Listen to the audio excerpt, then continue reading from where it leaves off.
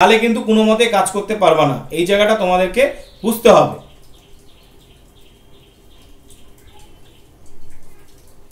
এতটাই এই জায়গাটা গুরুত্বপূর্ণ। জায়গাটার নাম হচ্ছে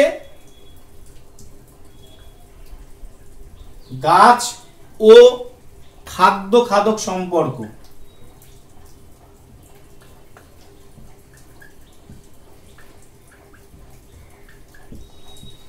এই জায়গাটা খুব গুরুত্বপূর্ণ। এখানে দুটো পার্ট আসবে। এক নম্বর পার্ট আসবে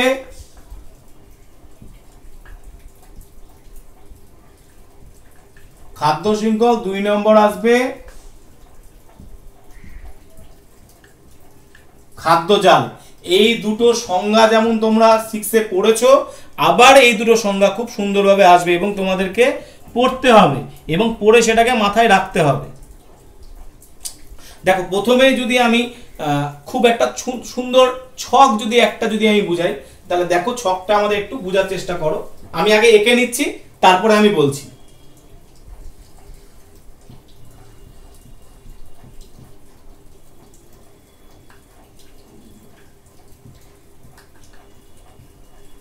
আগে আমি ড্র করছি, তারপরে কিন্তু আমি বলবো, তার আগে না, ঠিক আছে?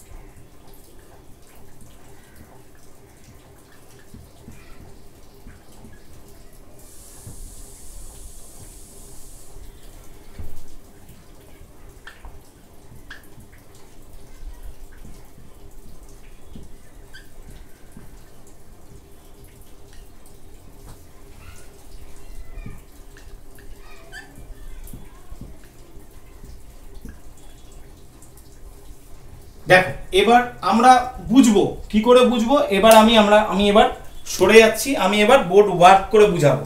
দেখো, আমাদের এখানে যদি যাই, তো এটা দেখো সূর্যালোক আছে, ঠিক আছে? সূর্যালোক, তাহলে সূর্যের আলো থেকে উদ্ভিদ তার খাদ্য তৈরি করছে। তাহলে এখানে আমরা উদ্ভিদকে কি বলতে পারি? উদ্ভিদকে আমরা উৎপাদক বলবো, ঠিক আছে? উদ্ভিদকে আমরা কি বলবো? উৎপাদক। তাহলে উদ্ভিদ কি করছে? সূর্যের আলো, কার্বন ডাইঅক্সাইড নিয়ে গ্রহণ করে এবং মাটির নিচ থেকে মূলের সাহায্যে জল গ্রহণ করে উদ্ভিদ কি করলো? খাদ্য তৈরি করলো। সেই উদ্ভিদের খাদ্যটাকে কে খাদ্যরূপে গ্রহণ করছে? ঘাসফড়িং। তাহলে এটা তাহলে তৃণভোজী প্রাণী। এই ঘাসফড়িংকে খাদ্যরূপে গ্রহণ করছে কে? ব্যাঙ। এবার দেখো, এই ব্যাঙটাকে কোনো বড় সাপ তাকে খাদ্যরূপে গ্রহণ করছে এবং সাপটাকে বাজ পাখি খাদ্যরূপে গ্রহণ করছে। এই যে বাজ পাখির জায়গায় ঈগল পাখিও করতে পারে, যে কোনো কেউ করতে পারে। তো এই যে সূর্যের আলো থেকে এই যে উদ্ভিদ তার খাদ্যটা তৈরি করছে, তাহলে উদ্ভিদকে আমরা এখানে উৎপাদক বলছি। কেন? উদ্ভিদ তার খাদ্য তৈরি করছে, উৎপাদক হচ্ছে উদ্ভিদ। এবার উৎপাদকটাকে, এই উদ্ভিদটাকে কে খাদ্যরূপে গ্রহণ করলো? ঘাসফড়িং। ঘাসকে কে খাদ্যরূপে গ্রহণ করলো? ব্যাঙ। ব্যাঙকে কে খাদ্যরূপে গ্রহণ করলো? সাপ। সাপকে কে গ্রহণ করলো? বাজ পাখি। তাহলে এইটা একটা হচ্ছে খাদ্য শৃঙ্খল। এটা হচ্ছে একটা উদ্ভিদের খাদ্য শৃঙ্খল বা একটা গাছের খাদ্য শৃঙ্খল। তাহলে আমরা বলতে পারি উৎপাদক থেকে ক্রম পর্যায়ে খাদ্য খাদক সম্পর্কীয় বিভিন্ন প্রাণীগোষ্ঠীর মধ্যে খাদ্য শক্তি প্রবাহের ধারাবাহিক পদ্ধতিকে খাদ্য শৃঙ্খল বলে। তাহলে এখানে আবার ভালো করে শোনো, আমি আবার বলছি, খুব ভালো করে শোনো, তাহলে খুব কাজে দিবে। কি বললাম? যে উৎপাদক মানে উদ্ভিদ, উৎপাদক থেকে ক্রম পর্যায়ে, দেখো একটা পর্যায়ে, দুটো পর্যায়ে, তিনটা পর্যায়ে। কেন? দেখো, উদ্ভিদকে খাদ্যরূপে করলো ঘাসফড়িং, ঘাসফড়িংকে খেলো ব্যাঙ, ব্যাঙকে খেলো সাপ, সাপকে খেলো বাজ পাখি। তারপরে বাজ পাখিটা মরে গিয়ে আবার তার বিক্রিয়া ঘটে আবার ফেরত চলে আসছে, সেটা পরের কথা। কিন্তু প্রথমে আমাকে জানতে হবে যে উৎপাদক থেকে ক্রম পর্যায়ে খাদ্য খাদক সম্পর্কীয় বিভিন্ন প্রাণীগোষ্ঠীর মধ্যে খাদ্য শক্তি প্রবাহের ধারাবাহিক পদ্ধতিকে খাদ্য শৃঙ্খল বলে। আমরা তাহলে খাদ্য শৃঙ্খলের সংজ্ঞাটা পেয়ে গেলাম। এবার আমরা আসবো খাদ্যজাল। দেখো, খাদ্যজালটা যদি আমরা খুব সহজে যদি পড়ি, তো আমি এটাকে মিটাবো, আমি এত বড় করে লিখবো না, আমি ছোট্ট করে করব, ঠিক আছে? জায়গাটা কিন্তু একটু বোঝার চেষ্টা করবা, খুব সহজে আমি আগে করব, তারপরে আমি বুঝাবো, তার আগে আমি বুঝাবো না। আশা করি খাদ্য শৃঙ্খলটা খুব সহজে তোমরা বুঝতে পেরেছো। খাদ্য শৃঙ্খল হচ্ছে কি, আবার সংজ্ঞাটা বলছি, উৎপাদক মানে উদ্ভিদ খাদ্য তৈরি করছে, সেই খাদ্যটা প্রথম পর্যায়ে কে খাচ্ছে? ঘাসফড়িং। ঘাসফড়িংকে কে খাচ্ছে? ব্যাঙ খাচ্ছে। তাহলে দেখো এই যে খাদ্য খাদক সম্পর্ক, এই যে খাদ্য খাদক যে সম্পর্কটা তৈরি হচ্ছে, এই খাদ্য খাদক যে সম্পর্কটা তৈরি হচ্ছে, এই সম্পর্কটা কি হচ্ছে? পরপর প্রত্যেকটা প্রাণীর মধ্যে কিন্তু চলে যাচ্ছে, মানে ধারাবাহিকভাবে খাদ্য শক্তিটা প্রবাহিত হচ্ছে, তাই জন্য এটাকে বলছে খাদ্য শৃঙ্খল। তাহলে আমরা কি বলছি? উৎপাদক থেকে ক্রমপর্যায়ে খাদ্য খাদক সম্পর্কীয় বিভিন্ন প্রাণীগোষ্ঠীর মধ্যে খাদ্য শক্তি প্রবাহের ধারাবাহিক যে পদ্ধতিটা দেখতে পাচ্ছি বা ধারাবাহিক যে পদ্ধতিটা চলছে, তাকে আমরা কি বলছি? খাদ্য শৃঙ্খল। যখন খাদ্য শৃঙ্খলের সংজ্ঞা চাইবে, সংজ্ঞা লেখার পর কিন্তু চারটা ঠিক এরকম ভাবে পরপর দিবে, এই যে আমি যে নামিয়েছি ঠিক এইভাবেই নামাবা, অন্য কোনোভাবে না। আমি পরবর্তীকালে পরে আসছি, তোমাদের এখানে খাদ্য আর খাদক পরে আমি বুঝাচ্ছি, আমি চারটা আগে তৈরি করে নিই, তারপরে আমি আবার বলছি, ঠিক আছে?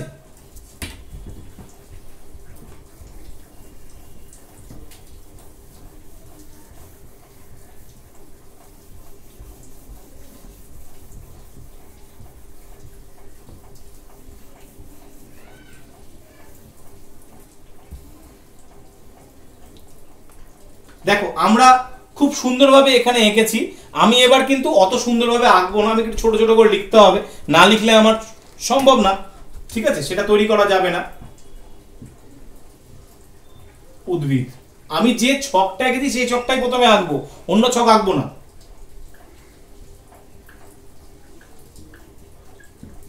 ঘাসফড়িং, ঘাসফড়িংকে খেলো হচ্ছে আমরা কি বললাম? ব্যাঙ। ব্যাঙকে খেলো সাপ,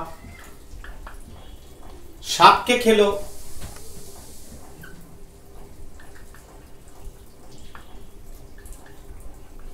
বাজ পাখি অথবা ঈগল খেতে পারে।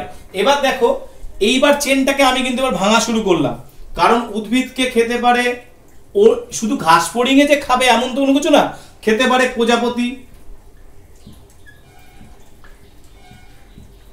প্রজাপতি খেতে পারে, প্রজাপতিকে খেতে পারে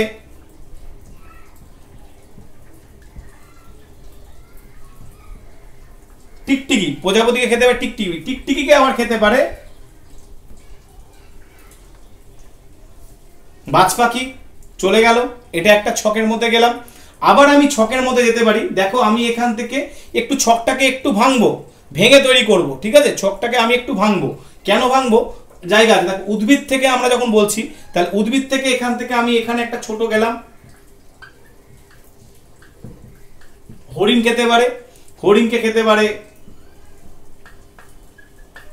বাঘ, ঠিক আছে? হরিণকে খেতে পারে বাঘ। এবার দেখো উদ্ভিদের ক্ষেত্রে আমি আবার একটা ছক তৈরি করতে পারি, একে খেতে পারে ছাগল, ছাগলকে খেতে পারে বাঘ, গেল একটা ছক।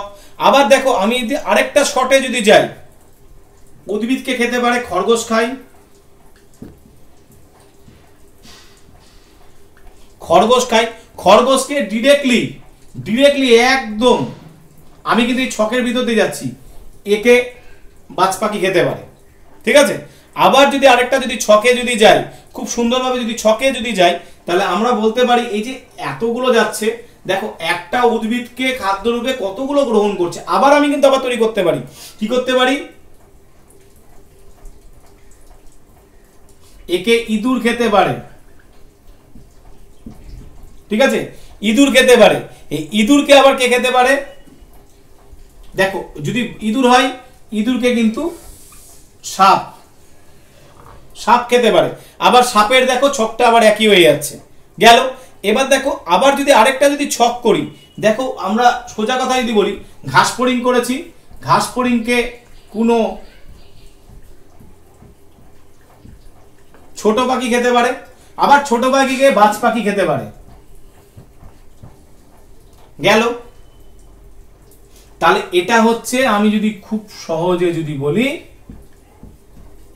খাদ্য জাল। দেখো একটা জাল আকৃতির টাইপের কেউ একে গ্রহণ করেছে, ঠিক আছে? একে দেখো কেউ গ্রহণ করেছে, কেউ গ্রহণ করেছে। দেখো আমরা যদি শর্টে, এবার আমি খুব জিনিসটা খুব সুন্দরভাবে বুঝাবো, ঠিক আছে?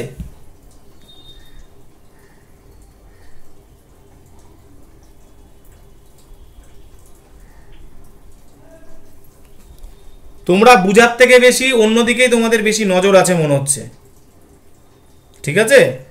তোমাদের সংকলন চৌধুরী 7A26 তোমাদের পড়ার থেকে বেশি অন্যদিকে বেশি নজর আছে। আমি নোটেট করে রাখলাম, তুমি ডিলিট করলেও আমি তোমারটা নোটেট করে রাখলাম। আমার পুরো মাত্রায় তোমাদের সব কিছু স্ক্রিনশট হয়ে থাকছে এবং স্ক্রিনশট হয়ে যাচ্ছে সব, একদম পুরোপুরি তোমরা কি করছো না করছো সব স্ক্রিনশট হয়ে যাচ্ছে। তোমাদেরকে বোঝার জন্য আমি এতটা ছক তৈরি করে বকে বকে তৈরি করছি, আর তোমরা অন্যদিকে নজর দিতে বেশি ব্যস্ত।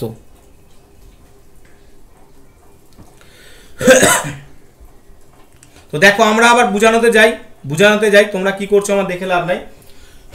দেখো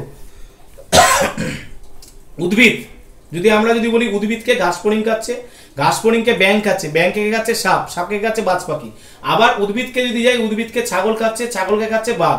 উদ্ভিদকে হরিণ খাচ্ছে, উদ্ভিদকে খাদ্যরূপে গ্রহণ করছে বলবো, তো উদ্ভিদকে খাদ্যরূপে গ্রহণ করছে হরিণ, হরিণকে খাদ্যরূপে গ্রহণ করছে বাঘ। আবার বাঘকেও আবার কিন্তু এখানে কিন্তু বাঘ কিন্তু সর্বশেষ খাদ্য, আবার বাজ পাখিতেও যেতে পারে, তো বাঘ মারা গেলে সেটাকেও বাজ পাখি এখান থেকে যেতে পারে। তাহলে এই যে দেখো এই এত যে আমরা যে পাচ্ছি, যে উদ্ভিদকে খাচ্ছে খরগোশ, খরগোশকে খাচ্ছে ইঁদুর, ইঁদুরকে খাচ্ছে সাপ, সাপকে খাচ্ছে কে আবার বাজ পাখি। আবার আমরা বলতে পারি সরাসরি উদ্ভিদকে ঘাসফড়িং এর জায়গায় খরগোশ হতে পারে, খরগোশকে সরাসরি ছেলে যদি ছোট ছোট খরগোশ হয় তাহলে তাকে সাপ সরাসরি খেতে পারে। এই যে খাদ্য শৃঙ্খলটা তৈরি করছি, এই যে এক একটা খাদ্য শৃঙ্খল, ঠিক আছে, আমি যদি পাট করে যদি এটাকে লিখতে যাই, তাহলে আমরা সম্পর্কে যদি যাই, দেখো এখানে হচ্ছে এটা 1 নম্বর দিলাম, এটা 2 নম্বর দিলাম, এটা 3 নম্বর দিলাম, এটা 4 নম্বর দিলাম, আবার এটা 5 নম্বর দিলাম, এটা 6 নম্বর দিলাম, এটা 7 নম্বর দিলাম, ঠিক আছে। আবার টিকটিকি বাজ পাখি এটাকে তাহলে 8 নম্বর দিলাম। তার মানে কি আমরা একটা খাদ্য শৃঙ্খলে অনেকগুলো সম্পর্ক পাচ্ছি। তাহলে আমরা বলতে পারি বাস্তুতন্ত্রের যেসব উপাদান খাদ্য উৎপাদনে সক্ষম তাদের উৎপাদক বলছি। তাহলে বলতে পারি বাস্তুতন্ত্রে যেসব উপাদান খাদ্য উৎপাদনে সক্ষম হয়ে থাকে তাদেরকে আমরা উৎপাদক বলতে পারি, ঠিক আছে। এই উৎপাদক মানে হচ্ছে সবুজ উদ্ভিদ যারা খাদ্য তৈরি করছে, এবং এখানে আমরা আরেকটা ওয়ার্ড পেলাম যে খাদক, এই খাদকটা পেলাম। খাদকটা কোনটা? বাস্তুতন্ত্রের যে উপাদান উৎপাদকে তৈরি খাদ্য গ্রহণ করছে তাদেরকে আমরা বলবো হচ্ছে খাদক। এবার এই খাদকগুলো কিন্তু অনেকগুলো ভাবে নির্ভরশীল। কিরকম? দেখো আমরা যদি বলি উদ্ভিদ যেমন ঘাসফড়িংটা হচ্ছে খাদক, প্রথম শ্রেণী খাদক, ব্যাঙ হচ্ছে দ্বিতীয় শ্রেণী খাদক, সাপ হচ্ছে তৃতীয় শ্রেণী খাদক, আর বাজ পাখি হচ্ছে সর্বোচ্চ খাদক। তার মানে প্রথম শ্রেণী খাদক হচ্ছে কার উপর নির্ভরশীল? তৃণভোজী উদ্ভিদের উপর নির্ভরশীল। তারপরে এগুলো দেখো প্রাণী চলে আসছে, ব্যাঙ, সাপ, বাজ পাখি, এগুলো এটাও কিন্তু ঘাসফড়িংও কিন্তু প্রাণী, কিন্তু ঘাসফড়িং তৃণভোজী প্রাণী, কারণ এই তিনের উপর নির্ভরশীল, উদ্ভিদের উপর নির্ভরশীল, তাই সে উদ্ভিদকে খাদ্যরূপে গ্রহণ করছে। তাহলে এই যে খাদ্যকে রূপে গ্রহণ করছে, এই খাদ্যরূপে গ্রহণ করার পরে ব্যাঙ তাকে খাচ্ছে, তাহলে ব্যাঙ হচ্ছে প্রাণী, তাহলে ব্যাঙ তাকে এই ঘাসফড়িংটাকে খাচ্ছে। শুধু ঘাসফড়িং না, এখানে যতগুলো আমরা উদাহরণ পাচ্ছি প্রত্যেকটা উদাহরণের ক্ষেত্রে কিন্তু আমরা একটা খাদ্য শৃঙ্খল পাচ্ছি। এই খাদ্য শৃঙ্খলগুলো যখন একটা জালের মতো তৈরি করছে তখন তাকে আমরা বলছি খাদ্য জাল। তাহলে আমরা বলতে পারি কোনো বাস্তুতন্ত্রে জীব সম্প্রদায়ের মধ্যে অনেক রকম খাদ্য শৃঙ্খল দেখা যায়। কোনো বাস্তুতন্ত্রে জীব সম্প্রদায়ের মধ্যে অনেক রকম খাদ্য শৃঙ্খল দেখা যায়। এই অনেকগুলো খাদ্য শৃঙ্খল যখন বিভিন্ন প্রজাতির দ্বারা পরস্পরের সঙ্গে আন্তঃসম্পর্কযুক্ত হয় বা আন্তঃসম্পর্ক তৈরি করে এবং বিভিন্ন প্রজাতির দ্বারা অনেকগুলি খাদ্য শৃঙ্খল তৈরি করে ফেলছে বা খাদ্য প্রবাহ তৈরি করে ফেলছে, তাকে আমরা বলছি খাদ্যজাল। তাহলে এটা হচ্ছে খাদ্যজালের সংজ্ঞা বা খাদ্যজাল কাকে বলে। তাহলে আমরা বলতে পারি কোনো বাস্তুতন্ত্রে যতগুলো জীব থাকে তাদের সম্প্রদায় মানে জীব সম্প্রদায়ের মধ্যে অনেক রকম খাদ্য শৃঙ্খল তৈরি হয়। দেখো আমরা উদ্ভিদ থেকে ঘাসফড়িং খেয়েছে, উদ্ভিদকে ছাগল খেয়েছে, উদ্ভিদকে হরিণ খেয়েছে, উদ্ভিদকে খরগোশ খেয়েছে, তাহলে উদ্ভিদকে প্রজাপতি খেয়েছে। এই যে এতগুলো যে উদাহরণ পাচ্ছি, এই জীব সম্প্রদায়ের কথাটা বলা হচ্ছে। এই জীব সম্প্রদায়ের মধ্যে অনেক রকম খাদ্য শৃঙ্খল দেখা যায়। এই খাদ্য শৃঙ্খল দেখা যায় বলে অনেকগুলি খাদ্য শৃঙ্খল বিভিন্ন প্রজাতির দ্বারা পরস্পরের সঙ্গে আন্তঃসম্পর্ক তৈরি করছে। এই আন্তঃসম্পর্ক তৈরি করার ফলে বিভিন্ন প্রজাতির দ্বারা অনেকগুলি খাদ্য শৃঙ্খল তৈরি হচ্ছে। এই যে খাদ্য শৃঙ্খলগুলো যে তৈরি হচ্ছে এটাকেই খাদ্য জাল বা খাদ্য প্রবাহ বলে থাকছি। খাদ্য জাল বা খাদ্য প্রবাহ, এই উদাহরণটা তোমরা খাতাতে টুকে নাও সুন্দরভাবে, কোনো স্ক্রিনশটের কোনো ব্যাপার নেই, সুন্দর করে পরপর পরপর করে টুকে নাও। এটা খাদ্য শৃঙ্খলের পর যদি খাদ্য জাল সংজ্ঞা দেয় তোমাদের এটা লিখতে হবে, খাদ্য জাল যদি দেয় এতগুলো না, ম্যাক্সিমাম 3টা তো দেখাতেই হবে। তুমি দেখানোটা ভেঙে ভেঙে দেখাতে পারো, আমি এটা মিটিয়ে প্রত্যেকটা ভেঙে ভেঙে দেখাবো, করে নাও তাড়াতাড়ি। তারপরেই কোশ্চেন দেওয়া আছে। এবার এটাকে আমি একটু ভালো করে বুঝাবো, আর একবার বুঝিয়ে খাদ্য ও গাতের সম্পর্কটা বুঝিয়েই আমি পরের টার্মে চলে যাব।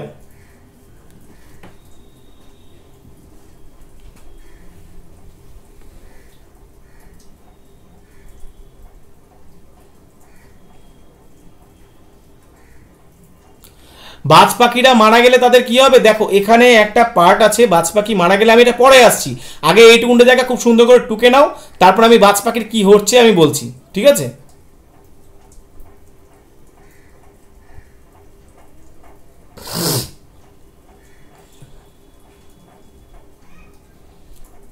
আর এই খাদ্য শৃঙ্খল প্রতিনিয়ত ঘটছে, যদি কোনো খাদ্য শৃঙ্খল যদি না ঘটে, নষ্ট হয়ে যায়, তাহলে প্রাণীরাই পৃথিবী থেকে হারিয়ে যাবে। এই খাদ্য শৃঙ্খল এবং এই খাদ্য জালের উপর প্রত্যেকটা প্রাণী নির্ভরশীল। যদি প্রাণীরা না থাকে তাহলে সমস্যায় পড়ে যাবে। ইঁদুর, হ্যাঁ ইঁদুর উদ্ভিদ খায়, ছোট ছোট যে ঘাসগুলো থাকে সেই ঘাসগুলোকে খাদ্যরূপে গ্রহণ করে, একদম কচি পাতা খায়, সমপরিমাণভাবে খায় না। আমরা বাড়িতে যেটা থেকে দেখো, উদ্ভিদ বলতে গেলে উদ্ভিদের দানা শস্যগুলো থাকে, সেই দানা শস্যগুলো খায় উদ্ভিদের। উদ্ভিদ থেকে তো দেখো, উদ্ভিদ বলতে গেলে তো আমরা শুধু উদ্ভিদ পাচ্ছি না, উদ্ভিদ তো বিভিন্ন ধরনের উদ্ভিদ আছে। আমরা ধান গাছ বলতে পারি, আমরা গম গাছ বলতে পারি, তার যে দানা শস্য সেই দানা শস্যগুলোকে খায়। কারণ উদ্ভিদ এই দানা শস্যগুলোকে যদি তৈরি না করে বা তার শরীরে যদি শক্তি না থাকে বা সেই যদি খাদ্য তৈরি না করে, তার তো এই দানা শস্যগুলো আসবে না। তাহলে এই দানা শস্যগুলো না আসার ফলে তাদের তো খাদ্য শৃঙ্খল তৈরি হবে না। তাহলে ইঁদুরই বলো, খরগোশই বলো, ঠিক আছে, খরগোশ যেমন উদ্ভিদ খায়, যেন হরিণ যেন উদ্ভিদ খায়, প্রজাপতিও যেন উদ্ভিদ খায়। কিন্তু ইঁদুরের ক্ষেত্রে কোশ্চেনটা খুব ভালো কোশ্চেন করেছো। আমি জানি না নামটা তোমার, আমি দেখতে পেলাম না, তোমার বাবার নাম দিয়ে আছে, তোমার বাবার নাম পুলক মণ্ডল, যে করেছো মণ্ডল, আমি টাইটেল দিয়ে বলছি, যে ছাত্রটি করেছো খুব ভালো কোশ্চেন করেছো। স্যার ইঁদুর কি খায়? ইঁদুর উদ্ভিদ খাবে না তো, উদ্ভিদের যে দানা শস্য সেই দানা শস্যগুলো খাদ্যরূপে গ্রহণ করবে, সেই দানা শস্যগুলো খাবে, সেই দানা শস্যগুলো খাবার পর তাকে সাপ খেতে পারে। এবার দেখো ইঁদুরকে তো ব্যাঙ খাবে না। এবার দেখো তোমরা যদি খাদ্য শৃঙ্খল দেখো, উদ্ভিদকে বিভিন্নজন বিভিন্নভাবে খাদ্যরূপে গ্রহণ করতে পারে, এটা আমরা খুব সহজে পড়তে এবং বলতে পারি, ঠিক আছে,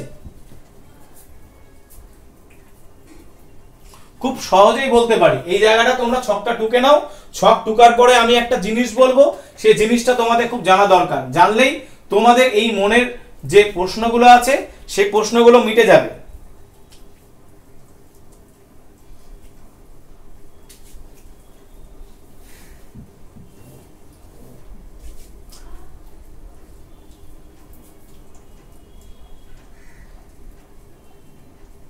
হ্যাঁ আচ্ছা, সুপ্রতিম মোদক, আমি নামটা বাবার নিয়ে বলেছিলাম, সুপ্রতিম মোদক, ঠিক আছে, তুমি লেখো করো, তারপরে আমি আবার বলছি।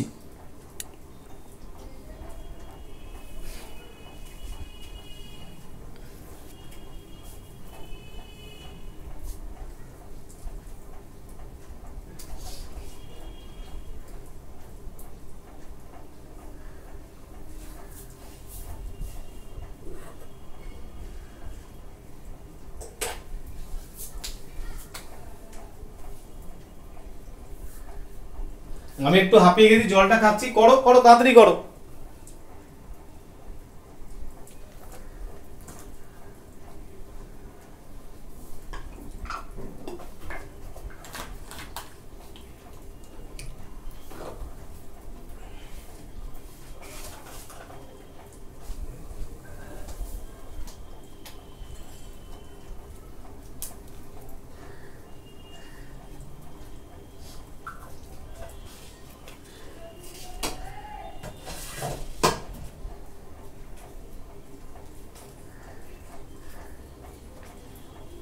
এই ছকটা খুব সুন্দরভাবে টুকে নাও, তারপরে আমি কিন্তু বলবো।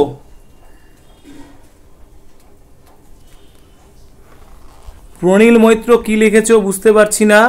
লিখেছো যে স্যার কি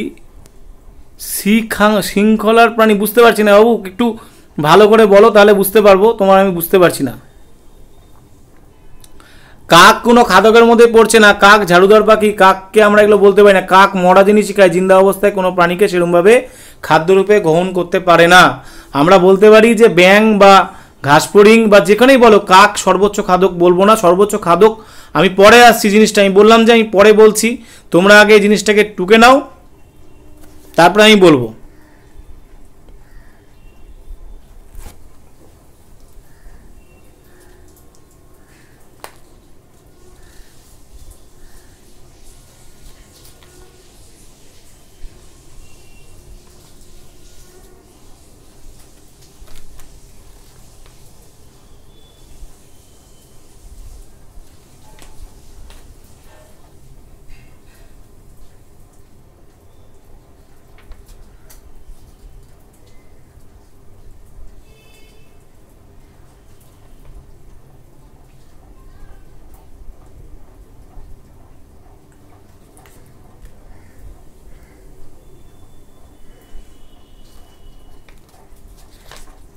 তোমাদের এখানে লিনম্যানের সূত্র লাগবে না বাবু, লিনম্যানের সূত্র দরকার নেই, তাই ওখানে বলিনি। ওটা 6-এরই আছে, 6-এর বেশি দরকার নেই, লিনম্যানের সূত্র দরকার নেই। আচ্ছা, এবার আমরা দেখো এই যে তুমি যে ছকগুলো দেখছো, এই যে ছকগুলো, উদ্ভিদ, ঘাসকে খেলো হচ্ছে ব্যাং, ব্যাংকে খেলো সাপ, সাপকে খেলো বাজ পাখি। তাহলে বাজ পাখির কি হলো কোশ্চেন আসতে পারে, তাহলে স্যার বাজ পাখির কি হলো কোশ্চেনটা তোমাদের অনেকের মধ্যে আছে। বা অথবা ধরো উদ্ভিদের পর ঘাসের পর যখন চলে যাচ্ছে ঘাসফড়িং এর পর অন্য কোনো ছোট পাখি, তাকে বাজ পাখি। তাহলে এখানে কি ঘটলো, এখানে দেখো এই যে বাস্তুতন্ত্র কথাটা বলছি, তাহলে বাস্তুতন্ত্র কথাটা আমাদের জানতে হবে। বাস্তুতন্ত্র হচ্ছে একটা ক্রিয়ামূলক একক, যে ক্ষেত্রে আমাদের পরিবেশের মধ্যে বা পারিপার্শ্বিক পরিবেশের মধ্যে যেখানে জীবজ এবং অজীবজ উপাদানগুলো থাকছে, তার উপর যে ক্রিয়া প্রতিক্রিয়া করছে, সেটাই হচ্ছে বাস্তুতন্ত্র। তো এই বাস্তুতন্ত্রটা আমাদের খুব ছোট্টভাবে যদি বলি যে সমগ্র বা সমস্ত যে সজীব বস্তু, এইসব সজীব বস্তুর মাধ্যমে যে তাদের যে পারস্পরিক ক্রিয়া চলছে, সেটাকে আমরা বাস্তুতন্ত্র বলতে পারি। ঠিক আছে, তো এই বাস্তুতন্ত্রের মধ্যে অনেক প্রাণী বলো, অনেক উদ্ভিদ বলো, সবগুলোই দরকার। যেমন দেখো বাস্তুতন্ত্রের উপাদান আমি একটু আগে বললাম যে জীবজ উপাদান আর অজীবজাত। দেখো জীবজ উপাদান যদি বলি, বিভিন্ন জৈব পদার্থগুলো থাকে, যেমন অক্সিজেন, প্রোটিন, ফসফরাস, জলবায়ু। যদি আমরা বলি বিভিন্ন পরিবেশের মধ্যে যে সবগুলো আছে, সেই পরিবেশগুলো। ঠিক আছে, তো এই পরিবেশগুলোর মধ্যে যারা নিজের খাদ্য নিজেরা তৈরি করতে পারে, তাদেরকে আমরা স্বভোজী উদ্ভিদ বলি বা স্বভোজী উপাদান বলি। তা ঠিক আছে, সেটাকে আমরা বলি ইংরেজিতে অটোট্রপিক। ঠিক আছে, এই অটোট্রপিক ছাড়া কিছু পরভোজী আছে, যারা নিজের খাদ্য নিজেরা তৈরি করতে পারে না, অন্য কারো উপর নির্ভরশীল। তার মানে কার উপর নির্ভরশীল, যেমন দেখো উদ্ভিদের উপর নির্ভরশীলকে ঘাসফড়িং। উদ্ভিদ কিন্তু নিজের খাদ্য নিজে তৈরি করছে, তাই উদ্ভিদ হচ্ছে এখানে স্বভোজী। উদ্ভিদের পর পরবর্তী যতগুলো সব খাদ্য যাচ্ছে, প্রত্যেকটাই হচ্ছে কিন্তু পরভোজী, তারা কিন্তু উদ্ভিদের উপর নির্ভরশীল। তাহলে এখানে আমরা বলছি যে উদ্ভিদের ক্ষেত্রে যদি যাই, উদ্ভিদের ক্ষেত্রে উদ্ভিদ তার নিজের খাদ্য নিজে তৈরি করছে, কিন্তু উদ্ভিদকে খাদ্যরূপে গ্রহণ করছে ঘাসফড়িংকে খাদ্যরূপে গ্রহণ করছে ব্যাংকে খাদ্যরূপে গ্রহণ করছে সাপকে খাদ্যরূপে গ্রহণ করছে বাজ পাখি। তার মানে দেখো উদ্ভিদ হচ্ছে উৎপাদক, উদ্ভিদ নিজের খাদ্য নিজে তৈরি করছে। এবার উদ্ভিদকে খাদ্যরূপে যারা গ্রহণ করছে, তাদেরকে আমরা বলি প্রাথমিক খাদক, গৌণ খাদক, প্রগৌণ খাদক। প্রাথমিক খাদক তৃণভোজী প্রাণী হয়, তার মানে এখানে প্রাথমিক খাদককে ঘাসফড়িং এর পর যতগুলো খাদক যাচ্ছে, তাহলে তারা হচ্ছে মাংসাশী। ঠিক আছে, তারা হচ্ছে মাংসাশী। তাহলে এখানে তোমাকে এগুলো মাথায় রাখতে হবে। তার মানে আমরা বলতে পারি প্রাথমিক খাদক কি, যেসব খাদক খাদ্যের জন্য সরাসরি স্বভোজী জীব বা উদ্ভিদের উপর নির্ভরশীল, তাদেরকে আমরা বলছি প্রাথমিক খাদক, প্রাইমারি। ঠিক আছে, প্রাইমারি কনজিউমার, তাকে ইংরেজিতে আমরা বলি প্রাইমারি কনজিউমার। তো প্রাইমারি কনজিউমার যেখানে যাচ্ছি আমরা, সেখানে কিন্তু এটা আমাদের মাথায় রাখতে হবে। ঠিক আছে, সেখানে ধরো তৃণভোজী, যতগুলো আমরা তৃণভোজী প্রাণী পাই, ততগুলো তৃণভোজী প্রাণীকে আমরা পাচ্ছি। এবার দেখো, এবার তৃণভোজী প্রাণী, তার মানে প্রাথমিক খাদক শেষ। তারপরে আমরা আসছি গৌণ খাদক, সেকেন্ডারি কনজিউমার। সেকেন্ডারি কনজিউমার মানে হচ্ছে যেসব খাদক খাদ্যের জন্য প্রাথমিক খাদকের উপর নির্ভরশীল, প্রাথমিক খাদকের উপর নির্ভরশীল, তাদেরকেই আমরা বলছি গৌণ খাদক। ছোট ছোট মাংসাশী প্রাণী, যেমন দেখো আমরা বলতে পারি যে যেমন ঘাস ফড়িংকে খাচ্ছে ব্যাং, ব্যাং হতে পারে। এবার ঘাস ফড়িংকে যেমন ব্যাং খাচ্ছে, আবার ব্যাং ছাড়াও আমরা বলতে পারি ছোট মাছ। মাছের এখানে আমি জলের দেখাইনি, উদ্ভিদকে যেমন শৈবালকে মাছ খেতে পারে, তাকে কোনো বড় মাছ খাচ্ছে, সেই বড় মাছটাকে আমরা খাচ্ছি, ঠিক সেরকম পরপর পরপর করে যেতে পারি। এবার দেখো প্রগৌণ খাদক বলি। এবার প্রগৌণ খাদক কি? যেসব খাদক খাদ্যের জন্য গৌণ খাদকের উপর নির্ভরশীল, ঠিক আছে, তাদেরকে আমরা বলছি প্রগৌণ খাদক। এখানে গৌণ খাদক এবং প্রগৌণ খাদক একটু টার্মটাকে যদি মাথায় ঢুকিয়ে নাও তাহলে খুব সহজে হবে। প্রগৌণ খাদক কারা? ছোট ছোট মাংসাশী প্রাণী। আর আমি কিন্তু গৌণ খাদকের ক্ষেত্রে বললাম যে ছোট ছোট মাংসাশী প্রাণী। গৌণ খাদক হচ্ছে ছোট ছোট মাংসাশী প্রাণী, আর প্রগৌণ খাদক হচ্ছে বড় বড় মাংসাশী প্রাণী, যেমন বাঘ, সিংহ, বাজপাখি, এইসব। এইবার কথাটা আসছে যে স্যার এখনই আমি বললাম, দেখো এখানে আমি সাপের পরবর্তীকালে শেষ করে দিতে পারতাম, আমি সর্বোচ্চ খাদক পর্যন্ত করেছি। তো এখানে বাজপাখিকে আমরা কি বলছি? সর্বোচ্চ খাদক। তো এই সর্বোচ্চ খাদকের একটা পার্ট আছে, এই পার্টটা তোমাদেরকে মাথায় রাখতে হবে। কি? বাংলা টার্মটা হচ্ছে বিয়োজক। বাংলা টার্ম হচ্ছে বিয়োজক, ঠিক আছে? বিয়োজকটা তোমাকে মাথায় রাখতে হবে। বিয়োজক কি? দেখো বিয়োজক মানে হচ্ছে আণুবীক্ষণিক মৃতজীবী জীব সম্প্রদায়। আবার আমি টার্মটা বলছি, আণুবীক্ষণিক মৃতজীবী জীব সম্প্রদায়। কারা কারা? ব্যাকটেরিয়া, ছত্রাক, এইসব। এরা কি করে? এরা বিভিন্ন বিয়োজিত পদার্থের কিছু অংশ থেকে এই বিয়োজকরা গ্রহণ করে, বাকি পদার্থগুলো অজৈব লবণ রূপে প্রকৃতিতে ফিরিয়ে দেয়। তার মানে কি ব্যাপারটা? তার মানে ব্যাপারটা এখানে খুব ছোট্টভাবে খুব ভালো করে মন দিয়ে শুনো। তোমাদেরকে আমি বলবো, তোমরা যখন শুনছো লাউড স্পিকারটা দিয়ে দাও, তাহলে তোমরা খুব সহজে শুনতে পাবা। আমি যে ব্যাপারটা এবার ব্যাখ্যা করছি, এই ব্যাখ্যাটাই কিন্তু খুব গুরুত্বপূর্ণ। কি গুরুত্বপূর্ণ?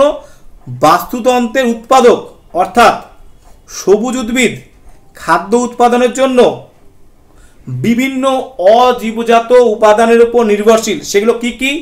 জল, কার্বন ডাইঅক্সাইড, খনিজ পদার্থ। এগুলো কি করছে? পরিবেশ থেকে পাচ্ছে, এবং এই প্রয়োজনীয় উপাদানগুলো সূর্যের আলোর সাহায্যে কাজে লাগিয়ে বা সৌরশক্তির সাহায্যে কাজে লাগিয়ে উদ্ভিদ খাদ্য তৈরি করছে, এবং এই খাদ্যটাকে প্রাথমিক খাদকরা গ্রহণ করছে, এবং প্রাথমিক খাদককে গৌণ খাদকরা গ্রহণ করছে, এবং গৌণ খাদককে প্রগৌণ খাদকরা গ্রহণ করছে। এবার দেখো এই যে পার্ট আসলাম, উৎপাদককে প্রাথমিক খাদক, প্রাথমিক খাদককে গৌণ খাদক, গৌণ খাদককে প্রগৌণ খাদক, এই যে পরপর রূপে খাদ্য রূপে গ্রহণ করলো, গ্রহণ করার পর শেষে আমরা আসি সর্বোচ্চ খাদক। এই সর্বোচ্চ খাদকের ঘটনাটা কি ঘটছে এবার আমি বলছি। তো দেখো, উৎপাদক এবং খাদকের মৃত্যুর পর, খাদক মানে সর্বোচ্চ খাদক, সে কোনোভাবে মারা গেল, ঠিক আছে? সর্বোচ্চ খাদকের মৃত্যুর পর তার মৃতদেহ বিয়োজক কর্তৃক, বিয়োজক মানে বিভিন্ন ধরনের ব্যাকটেরিয়া, বিভিন্ন ধরনের ছত্রাক, ঠিক আছে? এরা কি করছে? এই মৃতদেহগুলোকে বিয়োজিত করছে, এবং বিয়োজিত করার পরে অজীবজাত বস্তুরূপে রূপান্তরিত করছে। এবার অজীবজাত বস্তু মানেটা কি? অজীবজাত বস্তু মানে হচ্ছে যেগুলো আমরা অজৈব এবং জৈব উপাদান রূপে পেয়েছি, সেই সব উপাদানের কথা বলা হচ্ছে, ঠিক আছে? একটা চক্র। তো সেই ঘটনাটা যখন ঘটছে তখন বাস্তুতন্ত্রের উপাদানগুলি বাস্তুতন্ত্র গঠন করছে, এবং প্রত্যেকটি উপাদান অপরিবর্তিত থাকছে। তার মানে সোজা কথায় মৃত উৎপাদক এবং খাদকের দেহাবশেষ বিয়োজক কর্তৃক বিয়োজিত হয়ে পুনরায় অজৈব বস্তুতে রূপান্তর ঘটছে। অর্থাৎ যেটা আমরা খাদ্যরূপে গ্রহণ করছি সেটাই আমরা পরবর্তীকালে আবার ফেরত পেয়ে যাচ্ছি, ঠিক আছে? তার মানে প্রাথমিক খাদককে গৌণ খাদক খেলো, আবার গৌণ খাদককে প্রগৌণ খাদক খেলো, এবং এই প্রগৌণ খাদক যখন মারা গেল তখন সে মাটিতে মিশে গেল, তার মানে আবার উপাদানটা ফেরত চলে গেল, ঠিক আছে, এটাকে খুব সুন্দরভাবে যদি ভালো করে বুঝো তাহলে খুব সহজেই করতে পারবে। এবার দেখো এখানে তোমাদের কেউ মাথায় আসতে পারে যে স্যার জলাশয়ের বাস্তুতন্ত্রটা কি ঘটবে। দেখো জলাশয় মানেই আমরা যদি বলি তো জলাশয় মানেটা কি, জলাশয় মানে বিভিন্ন ধরনের শৈবাল আছে জলের মধ্যে বা পুকুরের মধ্যে শৈবাল আছে, সেই শৈবালরা উদ্ভিদ তারা খাদ্য তৈরি করছে, তাকে ছোট ছোট কীটপতঙ্গ জলের বা পতঙ্গের লার্ভা তারা খাদ্যরূপে গ্রহণ করছে এবং তাকে ছোট মাছ খাদ্যরূপে গ্রহণ করছে এবং সেই ছোট মাছকে কোনো বড় মাছ খাদ্যরূপে গ্রহণ করছে। খুব সহজে যদি তোমরা এটাকে মাথায় রাখো তাহলেই সেটা হয়ে যাবে। দেখো পুকুরের খাদ্য শৃঙ্খল বলতে গেলে শ্যাওলা হোক বা সবুজ উদ্ভিদ হোক সেখানে আছে, আমি সেটাকে দিয়ে দিচ্ছি তোমাদের।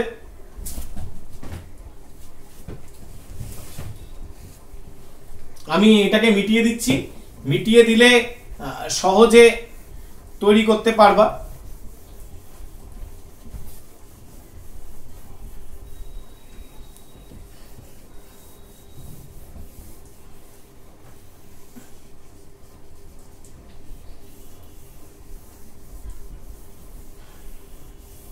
খুব সহজে তৈরি করতে পারবা। তোমাদের কেউ আমাকে তোমাদের মধ্যে কোশ্চেন আসছে স্যার খাদ্য শৃঙ্খলগুলো আমাদের দেখান। দেখো আমরা যদি 1 নম্বর যদি যাই,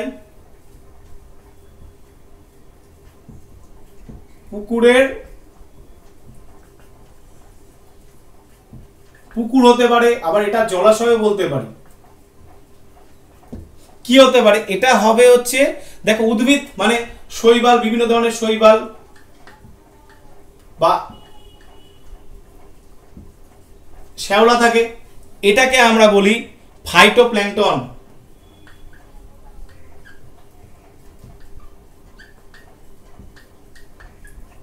এটাকে আমরা বলি ফাইটোপ্ল্যাঙ্কটন, ঠিক আছে। একে খাচ্ছে, খাদ্যরূপে কেউ গ্রহণ করছে, সেটা হতে পারে কে খাদ্যরূপে গ্রহণ করছে, ধরো কোনো ছোট ছোট পোকা আমরা বলতে পারি। পোকা বলতে গেলে কি হতে পারে, বিভিন্ন ধরনের যে ধরো জলের মধ্যে যে বাস করছে প্রাথমিক খাদ্য, ঠিক আছে, সেটা জলজ কীট পতঙ্গ হতে পারে, বিভিন্ন হতে পারে, জলজ কীট পতঙ্গ হতে পারে, অথবা বলছি বাটা দিচ্ছি তাহলে আমরা হতে পারে পতঙ্গের লার্ভা,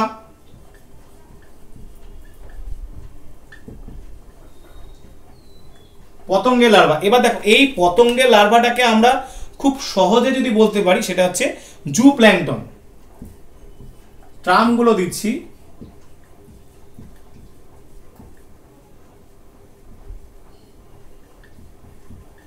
জু প্ল্যাঙ্কটন, ঠিক আছে, জু প্ল্যাঙ্কটন, জু প্ল্যাঙ্কটন, ঠিক আছে। একে খাদ্যরূপে কে গ্রহণ করবে, একে খাদ্যরূপে গ্রহণ করবে ধরো ছোট ছোট যে জলের মধ্যে মাছ আছে, ছোট ছোট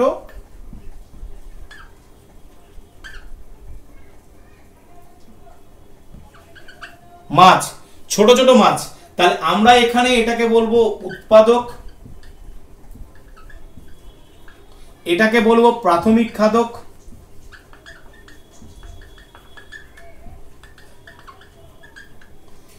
এটাকে বলবো গৌণ খাদক,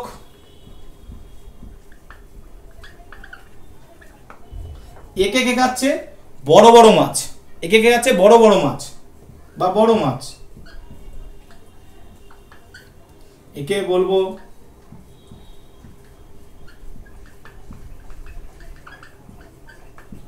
প্রগৌণ খাদক, ঠিক আছে, একে বলবো আমরা প্রগৌণ খাদক। তাহলে শৈবাল বা ছত্রাক এটা হচ্ছে সবুজ, এরা উদ্ভিদ আছে, এরা খাদ্য তৈরি করছে, একে খাচ্ছে জলজ কীটপতঙ্গ, বা পতঙ্গের লার্ভা বা কব্জি শ্রেণীর প্রাণীও বলতে পারি, কব্জি শ্রেণীর বা কব্জি শ্রেণীর প্রাণী।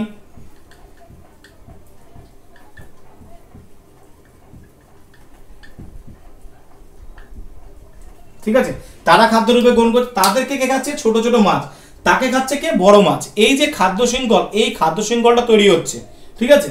যেমন দেখো আমরা খরগোশ লিখেছিলাম, খরগোশকে কিন্তু শিয়ালও খেতে পারে, আবার শিয়ালকে বাজপাখিও খেতে পারে, আবার হরিণকে আমরা বাঘ লিখেছিলাম, হরিণকে কিন্তু সিংহ খেতে পারে। তাহলে এই যে পরপর যে খাদ্য শৃঙ্খল যাচ্ছে, এই খাদ্য শৃঙ্খলের উপর সেটা নির্ভরশীল। তাহলে আমাদের যেটা চ্যাপ্টারটা, যে জায়গাটা ছিল, আমাদের যে পার্টটা ছিল সেটা হচ্ছে গাছ ও খাদ্য শৃঙ্খল সম্পর্ক। তাহলে অরণ্য মধ্যে যে উপস্থিত যেসব উদ্ভিদ তারা তাদের দেহে সূর্যের আলোর সাহায্যে তাদের বিভিন্ন অঙ্গে খাদ্য সঞ্চয় করে রাখছে এবং এই সঞ্চয় করা অঙ্গ থেকে বা এইসব সঞ্চয় করা অঙ্গের থেকে বিভিন্ন প্রাণীরা তাকে খাদ্যরূপে গ্রহণ করছে।